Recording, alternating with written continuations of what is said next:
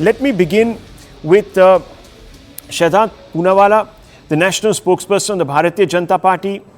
Mr. Poonawalla, the question obviously will arise.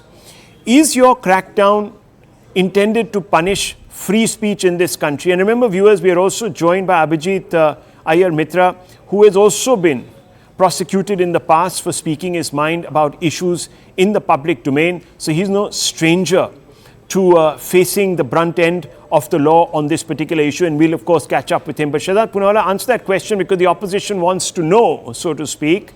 And I presented a set of hard facts. You could quote them to build your argument, and I will put those questions also to Sumansi Raman and Mr. Poonawalla. Thank you, Rahul, and first of all, welcome back with the hard facts. And by the way, this is not a debate about actually press freedom at all. This is about India's sovereignty being compromised by certain people masquerading as journalists but putting and pushing forward Chinese deep state propaganda. And this is not me talking, it's actually the favorite publication of some of the panelists here, the New York Times. Apart from that, there is a financial angle which has been established by the ED, wherein 38 crore rupees has been funneled into this organization through dubious means, whether it's through FDI into a new company, whether share prices are 10 rupees per share goes up to 11,500, or unexplained 28 crore transactions which have been given in the name of export of services, but those services include payment of a electrician whose ninth pass or to the tune of 1.55 crore rupees. And in the same time, when this money was being funneled in, you have pieces being written as has been tailor-made by Neville Roy Singham, and those email exchanges are there saying what kind of line should be taken on border disputes, what line should be taken on COVID vaccines, what line should be taken on COVID management in India and China, and so on and so forth. But there's something more troubling here. There are email exchanges which haven't been controverted yet, and I want a specific answer on this. Prakash Karat writes to Mr. Neville Roy Singham and says, the Guancha piece on the CPIM is pretty well detailed. It's good to see this type of coverage there at a time when anti-China feelings are being stoked and whipped up in the media. This was in the advent of or aftermath of Galwan. This is an email that has not been contradicted. A member of the CPIM who handles the Twitter handle has been paid 50 lakh rupees. There are many other people who have also received the proceeds of this crime, and therefore they are being interrogated. Who is the Congress party to ask questions about this when their own track record when it comes to treatment of journalists, right from G14, or whether you see the way they have hounded journalists during the emergency, or even in Chhattisgarh filing sedition cases against Kamal Shukla, on Nilesh Sharma and others. That is one aspect. But the other aspect is that why is it that the Congress party, every time when it comes to China ka dhanda, MOU has been signed by them, China ka agenda, they always stand with the Chinese propaganda from Doklam to Galwan, or China ka propaganda, which is with Newsclick they stand today. Has Tehseen Poonawalla or any of the Congress people stood up with those journalists who were arrested in Mumbai at the time of the Congress government there? The Congress government has arrested journalists, the TMC government has arrested journalists. When was the time that any of these Congress leaders tweeted for them? So this is not about journalism, this is not about at all about protecting freedom of speech or freedom of press. This is about India's sovereignty being compromised. There is evidence that they must answer for it in a court of law. They have not got any relief from a court of law. By the way, just the last statement, the Newsclick organization was protected from any kind of interim action, coercive action by the Delhi High Court. Now the Delhi High Court, when it was appealed against, has now issued notices to Newsclick saying that why shouldn't we vacate that interim order.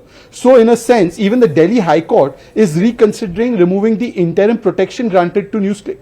Well, so why is it that when the law is that being remains followed, to be seen. The That's a Congress party has a procedure, and problem I'm with glad that India still has procedure, process. I can't seem to understand, Tehseen Poonawalla. This is a point that the Congress party and its representatives and the ecosystem needs to respond to. You stand up constantly, I'm not saying specifically you, but your side, and I think Abhijit Iyer Mitra is here and he can testify to this, that there is something called a Godi media, if you please, in this country. Now, who's saying this, viewers? This is being said by Congress party official spokespeople. And why do they call certain journalists part of the Godi media, the G14, as Shehzad Poonawalla seems to suggest? Because they believe that they're on the take. From whom? From the government at the center. Now when the shoe is on the other foot, and actually let me not come to Tehseen Poonawalla because I might not get a straight answer? Or will I? Tehseen, because this is an important issue.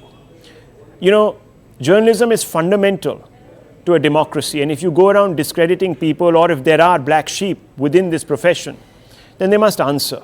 I'm not here holding a media trial on the media. I'm just asking some fundamental questions. You apply a set of yardsticks. You say there are people who are on the take.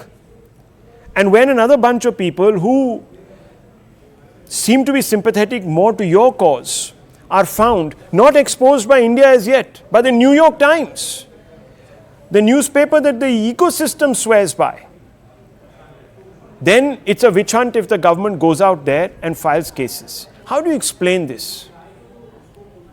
Good evening, Rahul. At the onset, welcome back to the screen, and it's good to have you Thank back presenting the hard facts as usual. Thank you. I'm profoundly surprised, actually elated, that the government of India considers a piece of trash, which I think, and very many a times, and I've had the privilege of being with you, New York Times, to be a credible piece on which they've decided to attack terror charges. So today, New York Times is gospel. So by the same logic, the several articles of the New York Times terribly criticizing the Honorable Prime Minister, going to the extent of saying that he isn't who he shows he is. Why is that not gospel? So you'll pick and select what of New York Times is gospel? I have always said New York Times is not credible. I stand by today. But the government today picks and chooses its battle. Now let's go to point number 2. Let me go to... No, sir. You never interrupted Shehzad. Please give me the same courtesy. Point number 2. If you had to investigate something, you could have... If you had to investigate something, you should investigate it. But to bring in UAP and terror charges when the percentage of conviction is 3% under this government, they've not been able to convict anything because the process is the punishment. Is a harassment for exposing the flaws of this government during COVID and other times. And if you, Rahul, and I have a lot of respect for you, or anybody on this panel says that COVID was not mismanaged by the Honorable Prime Minister and his government, then I think that person will not be able to look at himself or herself in the mirror in the eyes. But here's another fact. Let me give you another hard fact, Rahul. There's a little bit of disturbance from your studio back door, from your PCR. Make your point. Yeah, the last point. Just because the Congress may have done something wrong, the Congress even brought in the emergency. Does that justify today what's happening that's wrong? How can just because the Congress did something bad, the present government is allowed to do something bad and harass people?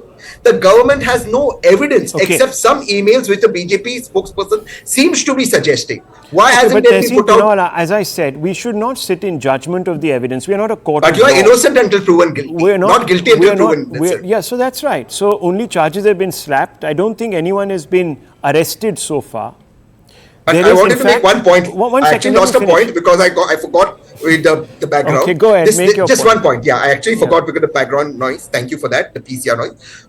This attack on the media happened today specifically only because there have been several deaths of innocent newborn babies in Maharashtra, some of them for lack of medicine. The government wants to divert from it, therefore they've done this action. This action was planned only to divert from it. Why was the New York Times lustily reporting this story some months ago? Were they apprehending that there would be these very unfortunate deaths that have taken place? Did they have a crystal ball? Did they also work in tandem with the Modi government? Come on. I mean, these are facts. 1 second, let me finish. Now, these are facts that have been revealed first by the New York Times.